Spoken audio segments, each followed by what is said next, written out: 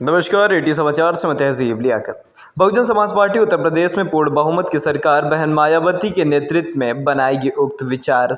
बसपा के पूर्व मंडल सेक्टर प्रभारी आईपी रामब्रिज ने एक सवाल के जवाब में अपने विचार व्यक्त किए हैं। उन्होंने कहा कि प्रयागराज के समस्त विधानसभा सीटों पर बीएसपी के उम्मीदवारों की विजय सुनिश्चित है और पूरे जनपद में बसपा ही जीत का परचम लहराएगी। आईपी रामब्रिज ने कहा कि बूथ स्तर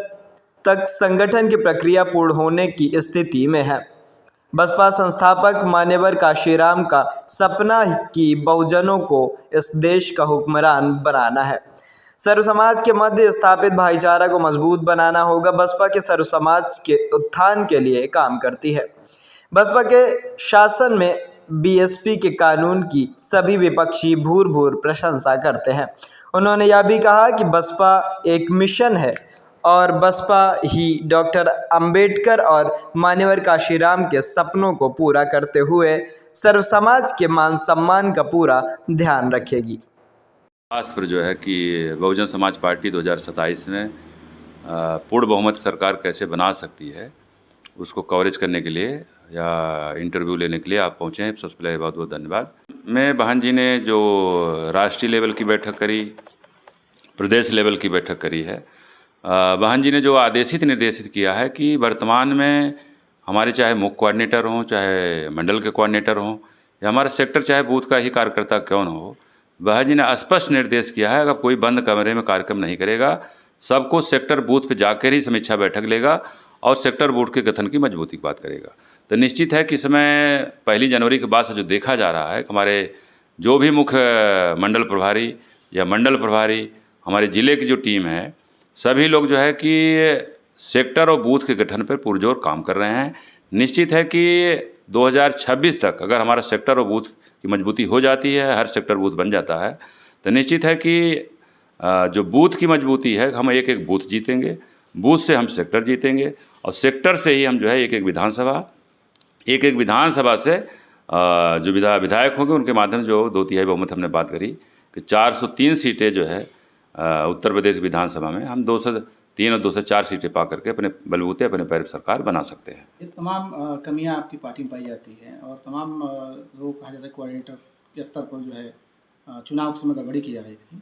उसके लिए क्या है? देखिए, आप जो सवाल कर रहे हैं बहुत सही सवाल है कि विशेष करके देखिए बहन जी तो लखनऊ में या दिल्ली में है, लेकिन एक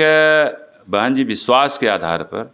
हमारे मुख्य कोऑर्डिनेटरों को जिम्मेदारी दी जाती है और उन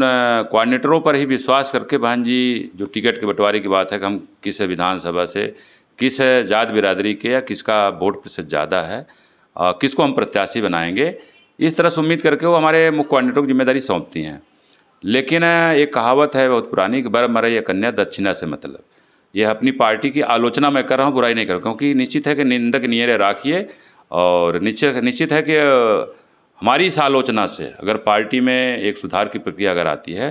तो निश्चित है कि बहुजन समाज पार्टी जो आज हाशिए पे जिसका वोट प्रतिशत कम है, जिसका देखा जाए कि हमारे मतदाता हाशिए पे चले गए हैं, निश्चित उभार पे आएगी और 2027 हम कह रहे हैं अपने बलबूते सरकार बनाएंगे। स्थिति आती है जो हमारे कोऑर्डिनेटर हैं, जैसे उदाहरण हम आपको देते हैं कि अभी हाल में उपचुनाव हुआ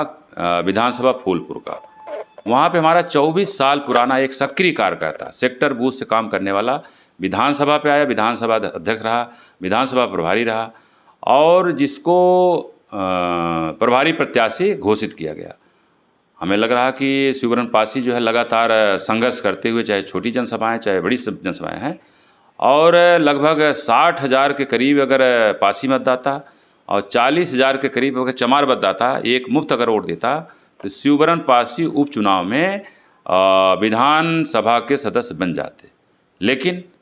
उसी सजाती बिरादरी के हमारे मुख्य कोऑर्डिनेटर, नाम नहीं लेना चाहूँगा, कि वो नहीं चाह रहे थे कि हम कोऑर्डिनेटर ही बने रहेंगे, ये विधायक बन जाएगा। अब बताइए, जहाँ पे 40,000 60,000 मतदाता पासी हों, उसी क्षेत्र का 10,000 मतदाता एक ठाकुर बिरादरी जितेंद्र सिंह हैं, उनको कैंडिडेट बनाना कितना उचित है? इसका मतलब कि हमारे जो मुख्य कोऑर्डिनेटर हैं ये सब जो है कि केवल पैसे के बल पे जितेंद्र सिंह को जो है वहाँ पे चुनाव मैदान में उतारते हैं। और इसकी शिकायत जो है कि हमारे जो कहना नहीं चाहिए, लेकिन जब तक कहेंगे नहीं तब तक ये समाज जानेंगे नहीं और अंगुली तब तक खड़ा नहीं करता। हमारे जो है राष्ट्रीय महासचिव माननीय मेवालाल गौतम साहब हैं, ऐसे लोग केवल कन्फ्यूशिया नेता हैं या राष्ट्रीय महासचिव कान में जाकर कुछ भर दिए, वो हाँ में हाँ मिला लिए, बहन जी तक बता दिए बात, जो कि उनको अच्छी तरह मालूम हो चाहिए कि वो जो 10,000 का मतदाता है वो विधायक कैसे बन पाएगा। और निश्चित है हमको सबसे अच्छी खुशी ये हो रही थी, चलिए कम से कम शिवबरन पासी जो एक सक्रिय कार्यकर्ता रहा है और 24 साल पुराने कार्यकर्ता को टिकट उपचुनाव लाया जा रहा है, और कार्यकर्ताओं में उत्साह तीसरा हो भाई कि हमको भी अवसर मौका मिलेगा, कभी बहन जी सर हमको भी चुनाव लड़ाएंगे। लेकिन आज एक सवाल है कि शिवबरन पासी के टिकट काटा जाता है, जितेंद्र सिंह को उपचुनाव लड़ाया जाता है और मुश्किल से बस वहाँ मुश्किल से 10-12 हज़ार वोटों में सिमट जाती है। वहाँ पे हम जात के आधार पर कहें हमारे अनुसूचित जात का जो कोर वोट चमार वोट है, जिसको कहा जाता नहीं बहुजन समाज पार्टी से कहीं नहीं जाएगा, वो वोट भी लोग टिकट के बंटवारे के नाम पे, धनुगाही के नाम पे चमार मतदाता भी कहीं न कहीं वो सपा में चला गया, कहीं कहीं बीजेपी को वोट दे दिया। तो निश्चित है कि बहन जी को ऐसे कोऑर्डिनेटर जो बरमरई या कन्या दक्षिणा से मतलब काम करते हैं,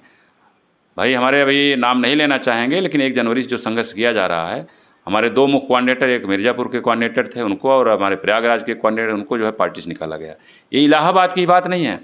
इस है प्रयागराज के अलावा पूरे उत्तर प्रदेश, अगर उत्तर प्रदेश हम बसपा रूपी तालाब समझ लें तो इसमें कुछ इस तरह से मछलियाँ हैं पूरे तालाब को गंदा करने का काम कर रही हैं। बहन जी से आग्रह निवेदन है, अगर हमारी बात आप तक पहुँच रही हैं, आप बैकडोर से किसी को लगाइए और जो इस तरह से काम कर रहे हैं उनको तत्काल पार्टी से निकालिए। और हज़ारों हज़ार कार्यकर्ता इंतजार कर रहे हैं कि उनको अवसर मौका मिले, वो भी पद चाहते हैं, बिना पद काम कर रहे हैं, लेकिन अगर उनको पद दे दिया जाता है,